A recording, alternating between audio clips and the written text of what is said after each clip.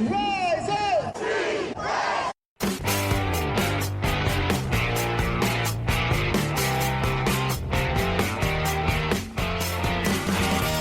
This is the Rise Up See Red podcast, all about the Arizona Cardinals and the NFL, featuring insider and outsider perspectives. Enjoy the best hour of Cardinals talk on the web. Now here are your hosts, Jess Root and Seth Cox.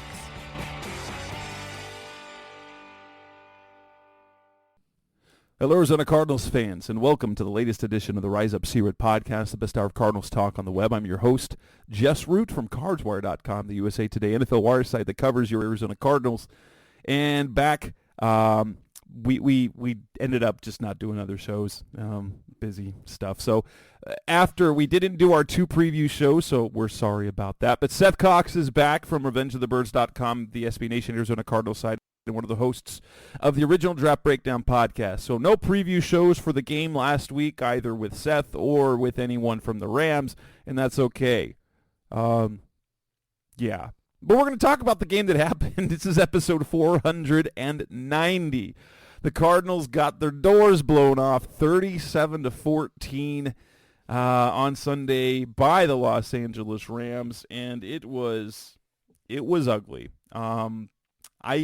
I find it hard to find anything that went well other than one drive. But what we want to talk about first, Seth, is what was it that went wrong in that game? Are there one or two things that we can just point to and say this was the problem? I don't know if there's one or two things that you can point to, but I think that there is a plethora of things that are working against them, and it's causing just, catastrophic failure to which we saw this week. I think the first thing is something that you and I have harped on for weeks, and they've played, they've played above their head or above their talents in several games or halves of games, maybe not full games. But, obviously the Dallas game and then the second half of the Houston game come, screaming to mind. But their defense is just so bad. I mean, it's not to take away anything from the guys that are out there, because they're doing literally the best they can, like physically the best that they can possibly do, but they're just so bad. And you look at this last game, for instance, and we'll go through the names right quick, just to get this conversation. But obviously Jalen Thompson's good. Josh Woods is, he's a career special teams backup. He wasn't type of guy. Bad, but he wasn't like he was there. I feel like he was kind of just there. Buda Baker's obviously good. Garrett Williams looks good, right? Like that's an exciting thing. Kid Terrell Clark doesn't look bad. Dante Stills is in a bad position right now where he's just kind of overwhelmed as a guy that should be playing maybe 10, 15 snaps a game. Maybe he's up to 20 snaps a game right now at this juncture, but he's played well, but last week against the Texans, he played, I think, was near 80% of the snaps, I think it ended up being. Yeah. And he's hitting the rookie wall, he's wearing down. Well, and Gannon after the game, I think it was Monday, pointed out that he had way too many loafs. Like there were lazy plays. There were plays he took off or didn't put the right effort, and they count that. And so while he is pleased with the play of Stills overall this season, he did point out the fact that Stills against the Texans, he loafed on far too many plays in that game. Yeah, and then Jonathan Ledbetter, who's probably, what would you say, a 50% rotational type of guy on a good defense, would you say? Yeah, like you could have him. You'd feel good if he's not your best defensive lineman, like if he's your third or your fourth best defensive lineman on the team. I'd think, and you'd feel really good about your defensive line if he's your number 3. Starling Thomas been kind of a nice revelation, but undrafted rookie ultimately. Yeah, somebody named Devod Wilson. Devod Wilson. Yeah, I'd seen his name before, and well, we're going to talk about that, but that yeah, that's that defense, and then you get Chris Barnes playing a little bit. Right. Then you've got the slew of outside linebackers that they have, but I honestly, like, if we can point to any one singular thing, when they lost the Texans, we felt that kind of the coaching decisions, the game decisions led to the loss the most. We could blame that. Against the Rams, I think number one, it was just their inability to do anything defensively, because I think their inability to do anything defensively is what led to the problems offensively. It led to them early, and like after their first drive, and and we'll talk about Kyler's play in a little bit, but it led to trying to make plays that weren't necessarily there, which put them behind, and then they got just completely out of whack with their game plan, and that's where all the problems found. So first, it was the fact that they couldn't get a stop. They just simply couldn't stop them. There was nothing they were doing. They didn't do literally anything well against the Rams. Either half, they had no sacks. The only pass the defense passed, they didn't. The only time they got their hand on a football was Jalen Thompson's interception. They gave up over 200 rushing yards. Kyron Williams ran all over them. They didn't stop Kyron Williams. Tyler Higbee was a problem. Now, granted, Cooper Kupp didn't have a massive game, but when you run for 228 yards, Matthew Stafford had 4 touchdown passes. While he did get hit 3 times, they did nothing to speed his clock up or move his feet. And we know very well, Matthew Stafford, if you let him, if he gives time, he will pick you apart. But if you make his move his feet a little bit, he will make some bad throws. But he will pick you absolutely apart, and that's what they did. I don't know what it was, but he was getting the ball out quickly, and then guys were doing bad leverage. The run game was they just couldn't do it. So for me, the number one thing, if there was one thing to shore up, is that the defense was the source of all that fell apart. Well, we've talked about it before. Like, this offense needed to give this defense some relief, but they're just not good enough or consistent enough, because this defense is going to give you maybe 2 stops a game, maybe. Well, especially against the Rams. There are games that you get more out of them, but some quarterbacks they'll get you. Well, they'll either give you something early, or they'll make adjustments and put together a good half. But their offense right now isn't good enough to spot a team more than a score. And if they don't and they feel pressure to, if they're even down 7, if they don't get points, then they're down 14, and then everything falls apart. You have nothing. You have no game plan left offensively. Yeah, and their offensive line it just seems like they can't pass protect. I mean, we were laughing during the game. I mean, the amount of times that they got pass rush hurries and wins, bringing only 3 or 4. Now, one of those is Aaron Donald, to be fair. Right, but and it was Carter O'Donnell at left guard. But I don't know. But that's what I mean. I mean, Kobe Turner, Dewan Johnson. Yeah. These guys, Michael Holt, these guys beating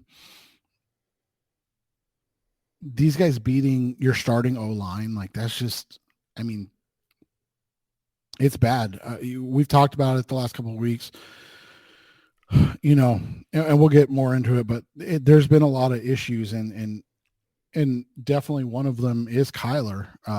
But it's just, there's so many to go around that you just have to wonder what you can take away that's even good. Well, and you can't not get first downs. after the first touchdown, they go 3 and out, 4 and out, 3 and out. It's just, And if your defense can't do, like, at least if you keep pace, you give your defense a chance to, hey, if we get a stop, then you can maybe flip the script a little bit, or not have the pressure to do that. But it's just too many bad decisions offensively. They had too many untimely penalties, 3rd and 32, 2nd and 37. What is what? Paris Johnson had a bad kind of sequence. Matt Prater misses a field goal. The penalty that took the field goal off the board at the end of the first half, I think, was kind of the nail. Like, if they go into halftime with that, but they get penalized and they lose those points, I think kind of after that it was, well, we're done for. Right, and it's just, from there it just spiraled, right? Yeah, coming up next on the Rise of Secret podcast, Mr. Cardinals Talk on the web. We don't want to beat this, but we got to talk about Kyler Murray. That's coming next on Rise of Red. We're back on the Rise of Red podcast, Mr. Cardinals Talk on the web. Let's talk about Kyler. We got to talk about Kyler Murray because it does feel like he's moving backwards. That game against the Falcons, he looked great. There were things that were off against Houston, but against the Rams, you look at it like that wasn't a good game. It wasn't. We just watched the Monday Night Football game. We're recording, by the way, on a Monday night instead of a Tuesday night because of Seth's football schedule, and so you'll get this show. You ultimately will realize you get this show a day early. But you saw what happened. We've seen bad, and Kyler Murray wasn't that. And we saw Josh Dobbs, turn the ball over 4 times for the Vikings in the Monday night game. And so Kyler struggled. I mean, he was 5 for 7 for 50 yards in the first drive, and then he was the rest of the first half he went 3 for 10 for 16 yards. I thought Kyler, for more than anything else, it was his decision making on the throws. Like, he was one, trying to do too much, and 2, forcing things to guys. I felt he was forcing the ball to Dortch too much. Forcing the ball to Hollywood, and there were a few times, there were a handful of times. Now, part of it is just some scheme-wise, but there were a few times where I thought he made the wrong decision. So I had trouble with his decision-making and the fact that there were times when he could have run, and it felt like he's like, nope, I'm not running today. The one I remember, and it they ended up getting extended on the drive that he got sacked. Like, he busted free. He ran free of the pocket, approached the line of scrimmage, and then said, nope. And then he backed it up. He got sacked, and ultimately a defensive penalty extended the drive. But I'm like, there were times when he had 5 to 10 yards that he could have easily gotten, and it felt very un-Kyler-like, except for maybe the hamstring game in Week 17, his rookie season, and like the first 3 games, maybe, or the first 2 games of his rookie season, where it felt like he was actively trying not to run. And I don't know what it was. I felt that was missing from the game, and that overall some of his decision-making. I thought his ball placement, for the most part, was better. There was one like weird throw that it short-hopped a receiver, but for the most part, we didn't get those like bad throws. They were just bad decisions throws. Like, why are you trying to throw to Hollywood when he's got 2 defenders? Like, it would be one thing if he were just behind 2 defenders but didn't have a safety over the top. There was a throw that he made that there were 3 defenders around Hollywood. There was that 4th down throw to Trey McBride. He was well covered. Like, it just felt like, where is he going with the ball? Why is he going there? I don't know if he's still struggling with the offense a little bit in the decision making, but I felt it was just a bad game by Kyler. Yeah, I mean, and it's just gotten kind of like you said, worse over the last couple of weeks, and I mean, it coincides with better defenses too, right? Although, I mean, Atlanta's leading in the NFC South, so yeah. What do we know? Well, and my son pointed this out to me. I get a lot of football talk from Diego these days. Is the way the Rams play, and Diego told me it's like Kyler has to take those shots down the field. Now, granted, I think he probably could make quicker decisions or whatever, because the way the Rams defend is that they play fast and cover the underneath, knowing that's coming. And so unless you get the ball out very quickly, and we've seen that, like the Colt McCoy games, like last year. So if you don't get, they tackle really well, and so unless you shake someone, even if you get that initial, you're going to get like 3 yards a catch. It reminded me of the season opener. Remember against Washington how well they covered things, but Right. they sell out until you can complete a throw down the field. They are running forward fast to those underneath guys, which makes it really hard to do things. And they did get a couple. I remember they got the one Hollywood play where they got him moving across the field and giving him the ball. I just feel there isn't enough of that. But let me share you something that I heard from someone about. This is second and third hand information.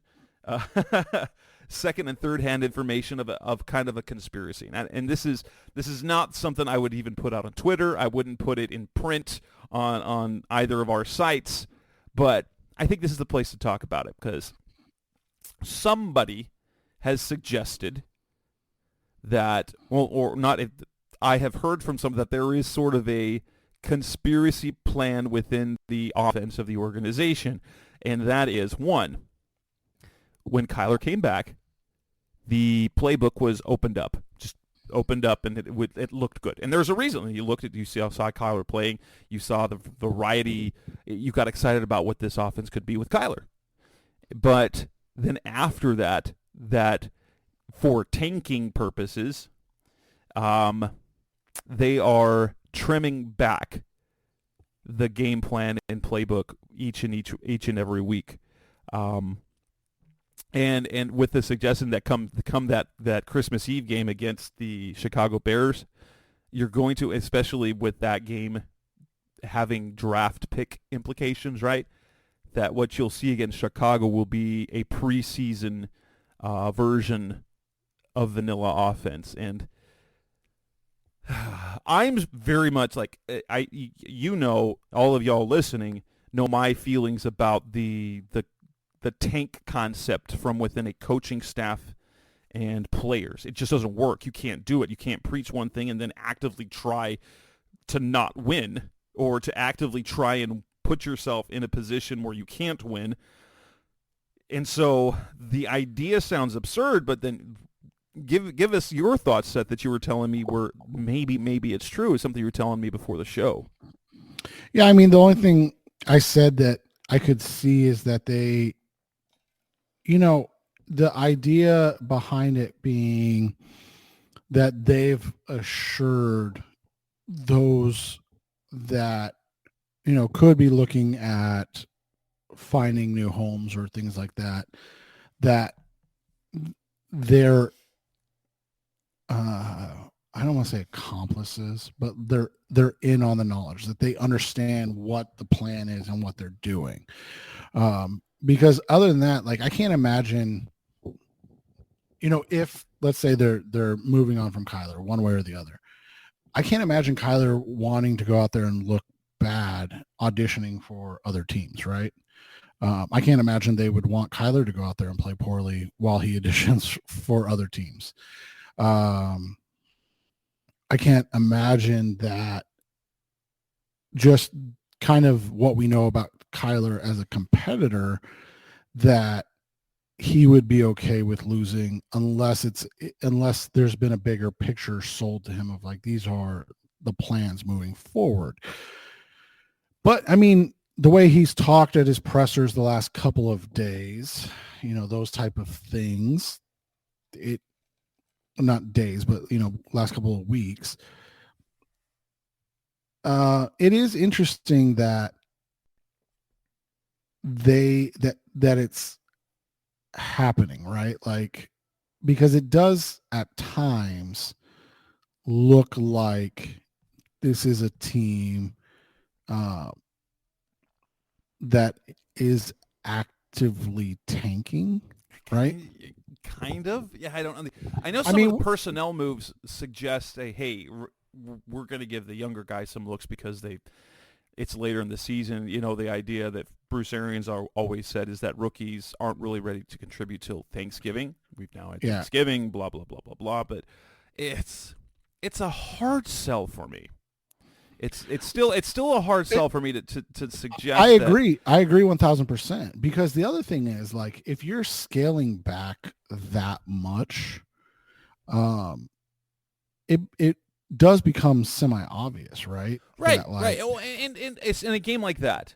Okay, they had lots of variety in that first drive, and that was really kind of the good part of the game. Is their first offensive drive where they ran boots. Kyler was under center for 5 of the 12 plays, but they got down too quick, and so they had the 3 and out. They turned the ball over downs. They went 3 and out.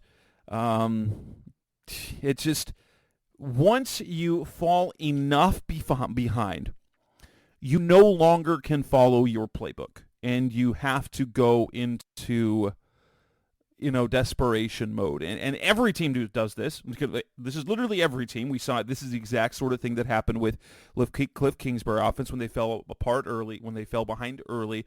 They would go into their passing offense, and which means you take James Conner off the field because Amari DiMercato is their passing running back, and that's what they were in place for. And so you've now by game situation limited the playbook, right? That's not something they scaled back themselves. The game plan, it's Gannon described it as playing left-handed, and so you basically have to throw away half your playbook because situationally you can't scheme that way anymore. Or maybe you could, but coaches get into a sort of mode where you can no longer follow the original game plan, and you have to go into that more. Like, remember when DeAndre Hopkins when they were criticized for DeAndre Hopkins' route tree, when it was just throwing him the ball 7 yards down the field from the left side. That was when they were getting blown out. Okay, that was a situation of circumstance that it was, okay, our best option is, hey, get the ball quickly into Hopkins, see if he can do something. And so they went pretty much shotgun the rest of the way. James Conner almost didn't play much in the second half. He only played 30 snaps total the entire game. And honestly, I feel maybe we might see him pop up on the injury report, maybe. Like, I'm a little bit that's my conspiracy. That's a conspiracy I believe, where they hide some injuries, because Connor, I think even in the second half you saw Michael Carter and not James Conner, and then you saw DeMercato, but that's for different. His role was third down back, passing back, and so that playbook gets scaled back, and so they don't have to actively actively pull the playbook back. It's because that's naturally what happens to any team when you start feeling it, like you're losing control of the game, and then you need to get back into it close before you can go back into your regular game plan.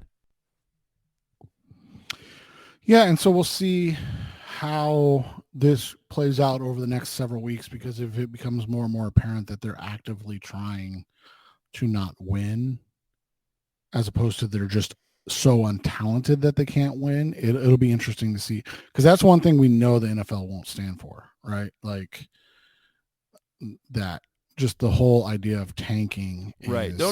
That's bad. Being bad, that's a different story. Right. And we are, honestly, I don't think, like, what the Rams did offensively,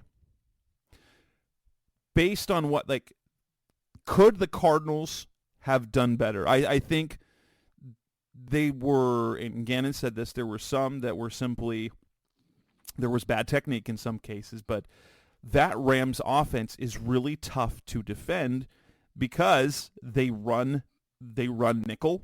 So they run 3 wide receivers almost all the time, and so you have to play a nickel, and they will run out of that. And so, you can either load the box to slow the running game if you're not naturally good at defending the run with a light box, but then you risk getting thrown over the top.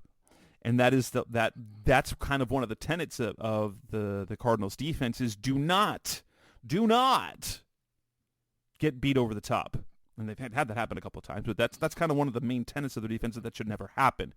And so by scheme, the Rams offense is tough to scheme against because you end up defending them with a light box because you have to play 5 defensive backs.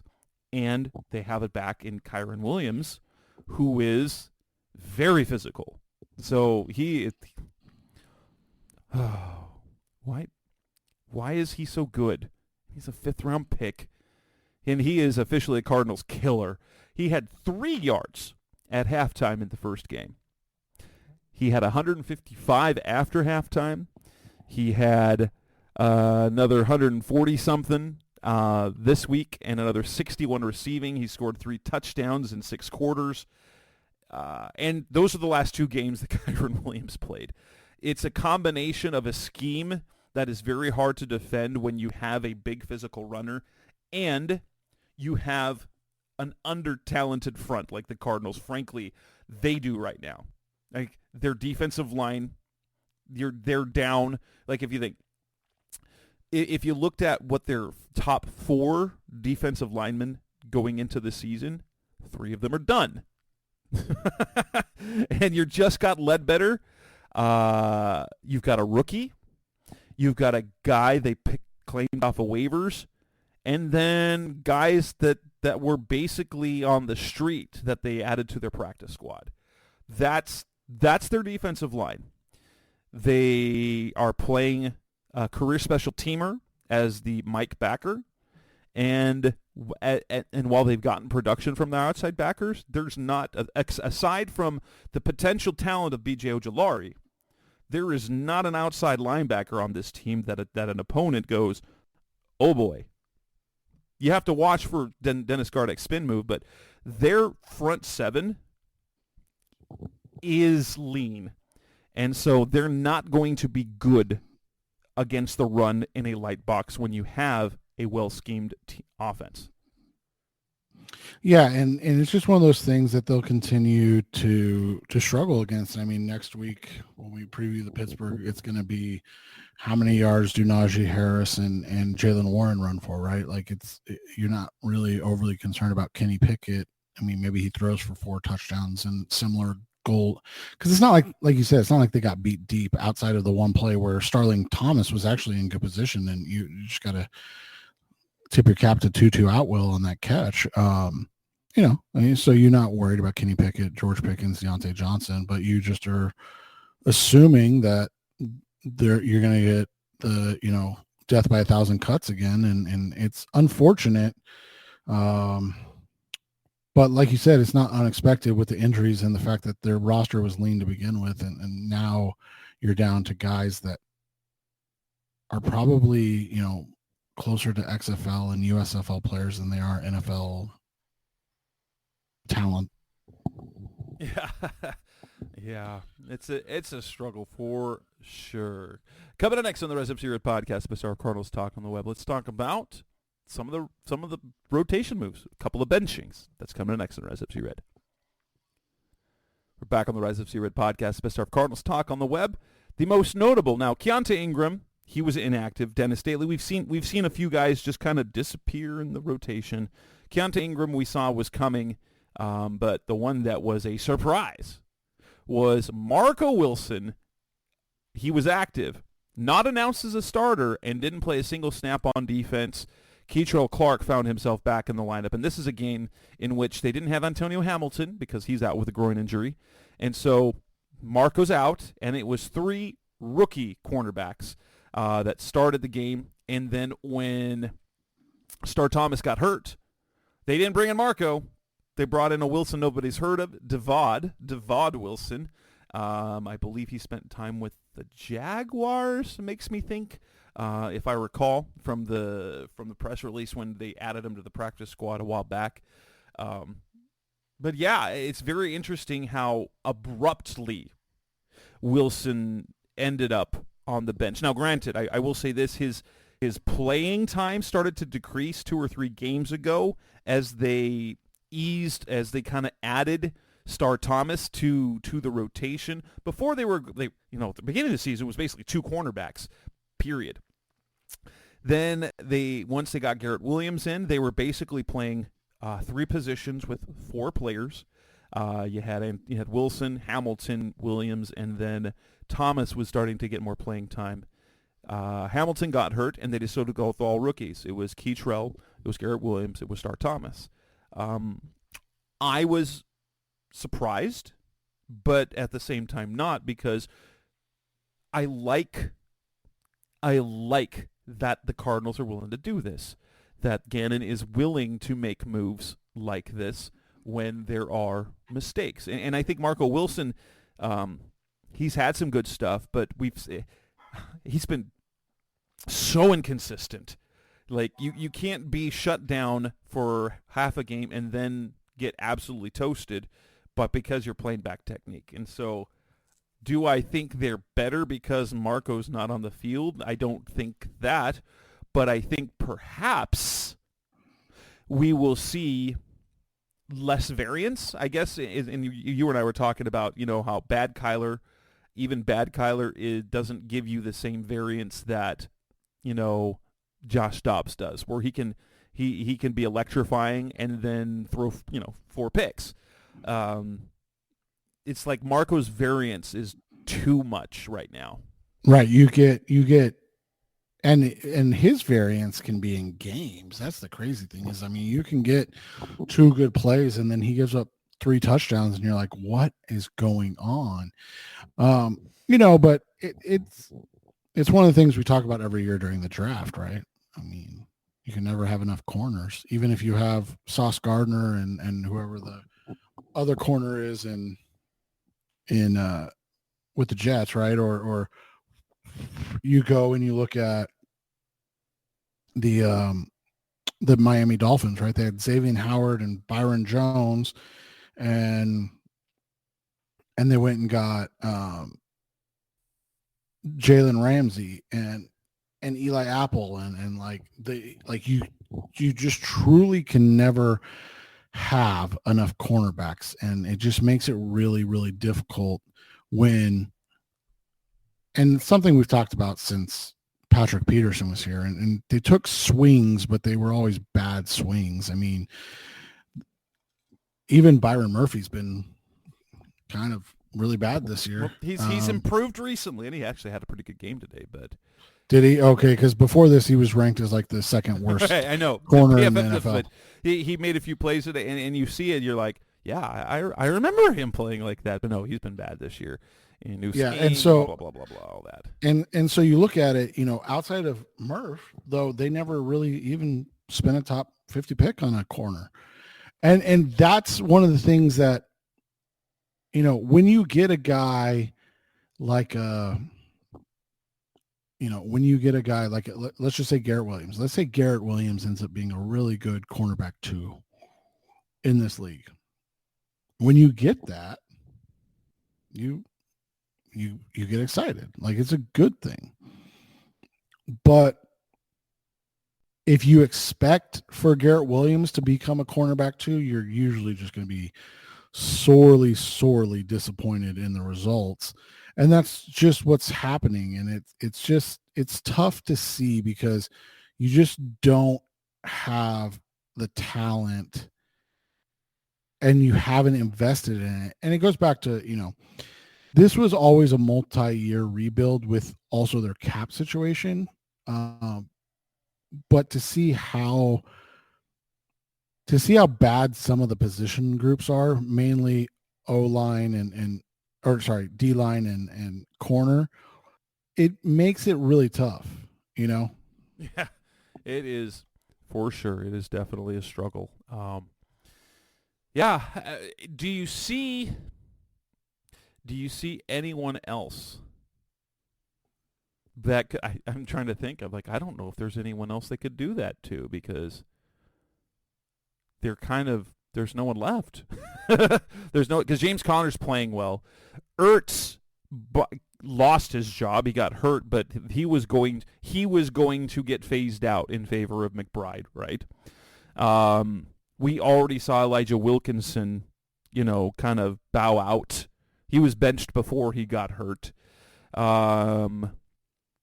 Could DJ be the next one, or are their situation at tackle such, because they have not given, so they could maybe move. They could be viewing next year as Paris at left tackle. They will not play him at left tackle this year. He got, how many snaps he's had in practice at left tackle all since he was drafted? Yeah, I believe it is 0. Yeah. I believe it is absolutely 0. They gave him all the reps at right tackle because that's where they wanted him to play. I guess probably the next guy you could see getting bumped out of the rotation might be a Dennis Gardeck, but he hasn't. So what we haven't seen is bad play for him. We've just seen unimpactful play. He still flashes. I trying to go through the lineup and kind of say who is there that's disappointing in their play, and I think the next closest one would be DJ Humphries, and I don't think that would be a move they make, being that he's a team captain. Right, and it's just, is Kelvin Beachum going to be better? That's a fair question. He was okay for a game. Right, but we've seen that, like you said, the variance that comes in with that, and, you look at other teams and what that and how that works, and it's just, it makes it really tough. And so, my opinion is they're going to continue forward and hope that guys improve and situations improve, and that after this week when they have to go against the Pittsburgh Steelers, that they'll figure it out a little better. They get the bye week, and then they get San Francisco, which is going to be a nightmare, and Philadelphia, but maybe, like you said, Chicago, and maybe even Seattle, they can be competitive-ish. All right, coming up next on the Rise Up Spirit podcast, the best of Cardinals talk on the web. Let's wrap up this edition of the show and talk about, was there anything good? That's coming next on Rise Up Spirit. We're back on the Rise Up Spirit podcast, the best of Cardinals talk on the web. Any positives I think we can point to? The first offensive drive looked really good. He got good running, had good passing. You even saw some movement out of the pocket. If it was as good a scoring drive we've seen all season, because it was kind of what this offense is built to do. It was everything that you'd want from it, because this offense is sort of built to, you're going to have some big strikes down the field, but this offense is kind of meant to methodically, 8, 9, 10, 11 play, 12 play drives and eat clock and just move down the field methodically. If they're not giving you big plays, you're still going to stay on schedule and score. And that was great. That was really great to see. It just didn't happen again like the rest of the game. They got yards. Like Kyler had 256 passing yards and a touchdown, no interceptions. But his passing line is deceiving because so much of that came in garbage time, and I was disappointed because at least the one thing he could have done is they could have scored right there at the very end. Give us the over 1.5 touchdown passes. I whiffed on every single one of my, like a couple of the bets I suggested of the props last week hit, like the anytime touchdown. I thought that was a layup. And what was the other one?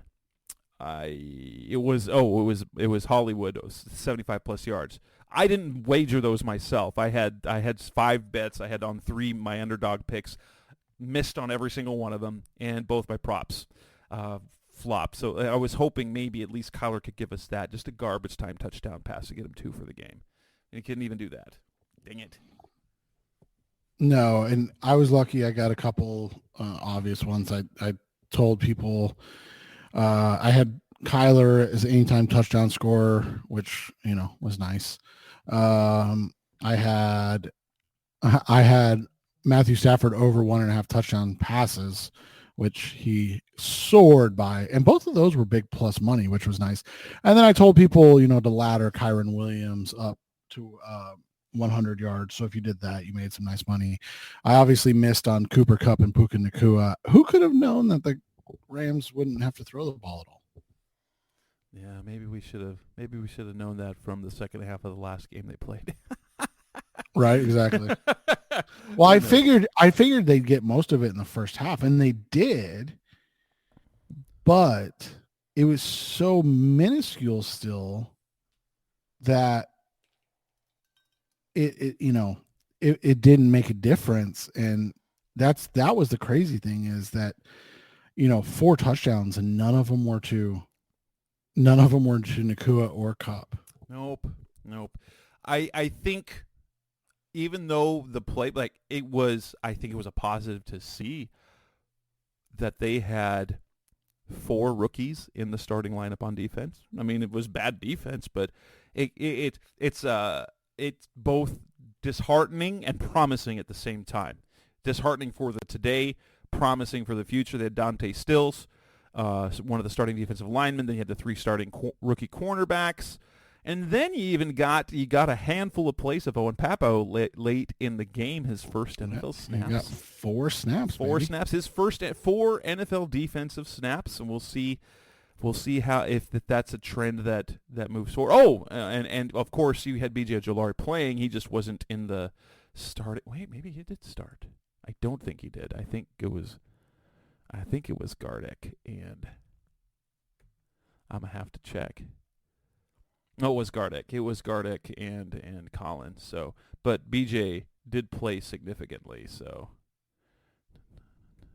but yeah. So I think for one thing that becomes promising. So that's a positive. And then the other positive was that feel-good story about Jesse Luketa getting driven to the stadium by some fans when his tire went flat. Which apparently he has bad luck. He can't keep a tire from going flat apparently with his car.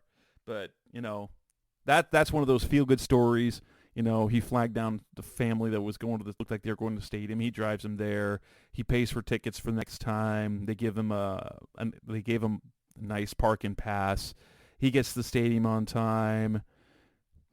But Jesse Luketa doesn't do much. He's a bit player on the team, nice player. But that when that's your positive from the game, it was a bad game, right? Right, exactly. It was just a bad day at the office, and unfortunately, I think there might be 3 more of those.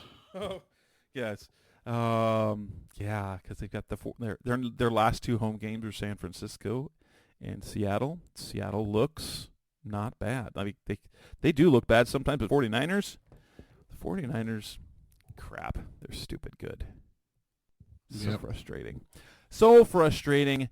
But with that, we'll go ahead and wrap up this. We didn't need to make it like the best hour of talking about bad football. So we will close up this edition of the Rise of C-Red podcast, episode 490.